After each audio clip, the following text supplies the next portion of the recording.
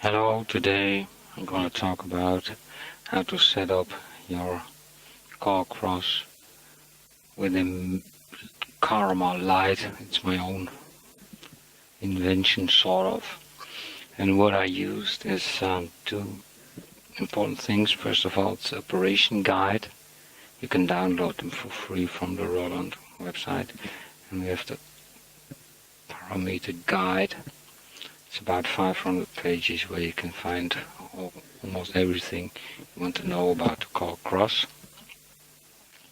And what I did is I changed my whole cross because I use it live, and I want to have as much as possible possibilities to change everything live. So if you use a computer or you're just playing in a band, you can listen to this, but take whatever you want, but probably it's not worth the effort to change your whole cross into this, with this karma light, I call it, because the karma is on the big brothers of the other KORGs. So these are my guides, the parameter guide and the operation guide, and I used to explain everything. I use the editor because it's more difficult to explain it on the keyboard itself. So what we do first thing is that to make this thing work and to change everything, this karma light, I have chosen that my basic feature is the step sequencer, because the step sequence has these 16 paths, and this makes it possible that you can change all kinds of things live. So even if it's the arpeggiator or drums or samples or favorites, whatever, you can do all of this live. So I'm going to explain to you how I did it. It's a multiple series, so I won't do everything in one video. It's impossible, and it's kind of complicated to explain sometimes. So I will try and do my best, and you can ask if you have questions. So the basic thing is that the step sequencer, this is a step sequencer on the editor, is the main thing we're going to use for our setup. And what we do is, first, if you go to timbre, you will see that in the MIDI, first thing you have to do is number 16 is the step sequencer. So what we do, you cannot change it. Everything we want to attach to the step sequencer, we have to give them the same MIDI number. So now we have 1, 2, 3, 4, 5, 6, 7, 8 of the timbres in the combi mode. Very important, use it in the combi mode. To attach to these two are for arpeggios, I will explain later. The drum track is only for some extra, so we turn it around. Normally it's the drum track that's the main drum track, but you cannot change it, or very difficult, so you have only the drum tracks they've made. So, and this time you can, when you use the step sequencer as the main drum machine, you can edit everything on the spot. So you can make your own drums with everything. So first we have to do this, set everything to 16. Then, what's very important, you can see here in the step sequencer, the groups I changed. So the whole thing is upside down. So 12 is actually the drum kick, and 11 is a snare and hi-hat, but I'll explain that later. And that's because if you want to change it live, if you open with exit active setup the step sequencer, I'll show you later, then you always see the bottom, the 1, 2, 3, 4, as the first. And because I have put in the drum things I want to change the most on 1, 2, 3, 4, and 5, so that's up to you, but I changed it the other way around. And it means that the drum track the drums, the basic drums is on the top, and the variations are on the downside. But I'll explain you later. So what happens is you don't use the normal drums.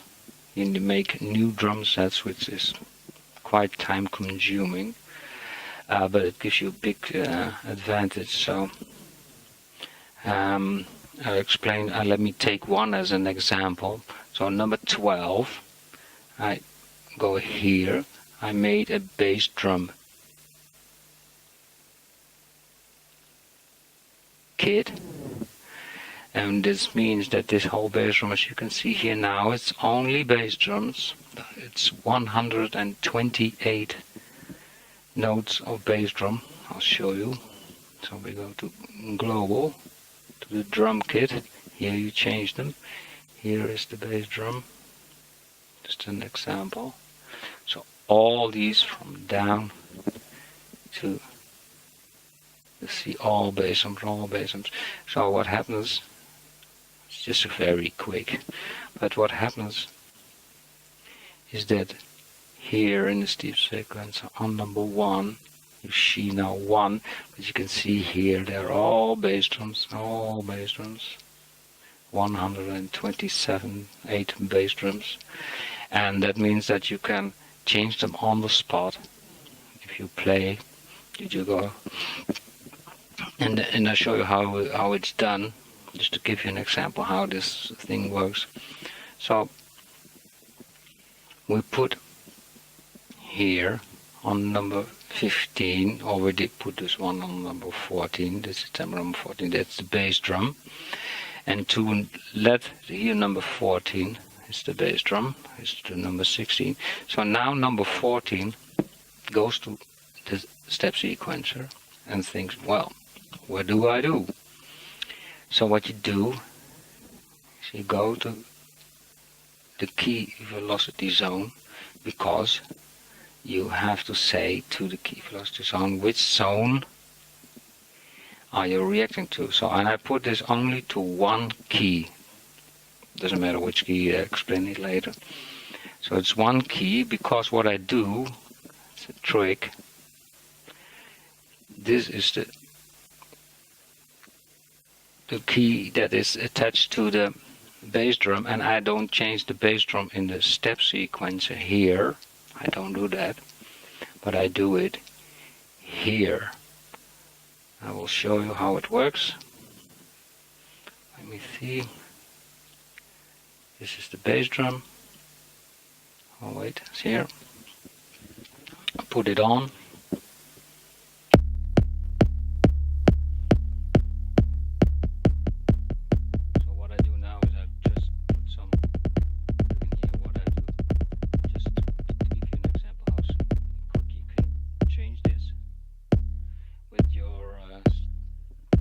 But that you could do also with the original setup. So now you hear the bass drum from this bass drum. So if I go play to bass drum here, I would change it to snares. You would hear snare. Oh, you don't hear snare. Why is it? Oh, wait a second. Where are we? Yes, here it is. It was 15. Well, there's hi-hat, percussion drum, variation drum, all kinds of stuff. So this is the bass drum again. And how do I change it now? I go to the key velocity. Oh no, timbre, sorry. And go to number 15, which is here, is minus 24. That means C4 is middle. And here,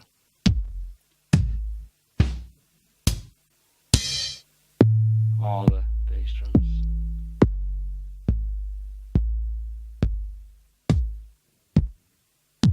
So what you have to do, you have to make your own bass drum. You put them all 128 in, which means you have almost all bass drums just with the tip of your finger, and you just set it up. Here you have all the bass drums, doesn't matter. So you change them here.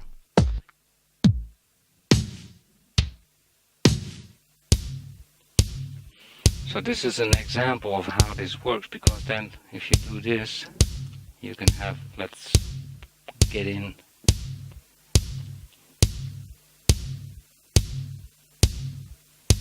number 13, which is a snare, and you get the same thing. So we go back to here, to the pitch number 13. So, well, I don't like this snare, I go to this one.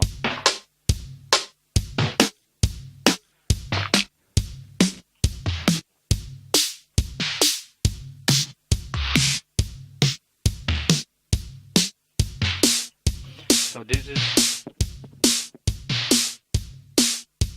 this is how you can set up. This is how I set up the bass. So here you can see on number 13 snare drum. I put all snare drums in one drum kit. Let me see if I can find it. Yes, here, all snare drums. All snare drums, 128. And then I say, well, use this one on number 13 this time. I go to my pitch, just up and down, select the snare I like, and because in step sequencer is connected with this number 16 to the step sequencer, it is saying, well, that's okay. So what I did here again, what I did in this case, number 13 is on A3, so I leave it on A3.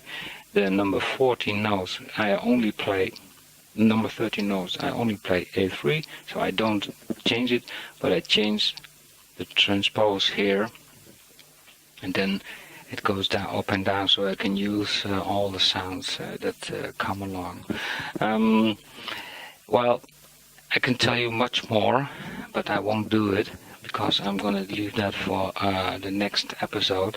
So, but this gives you a first impression about how I set up the step sequencer as our, our Karma Light, as I call it. And I will need lots more of these kinds of videos to explain it. I will do it. I hope you like it. It's a little bit difficult, but let me know one thing. If you have questions, you can ask them to me. But here, the parameter guide and the operation guide, download them for free from the Roland. It's not always easy to read, but it gives you a lot of information. Thank you. Until the next time.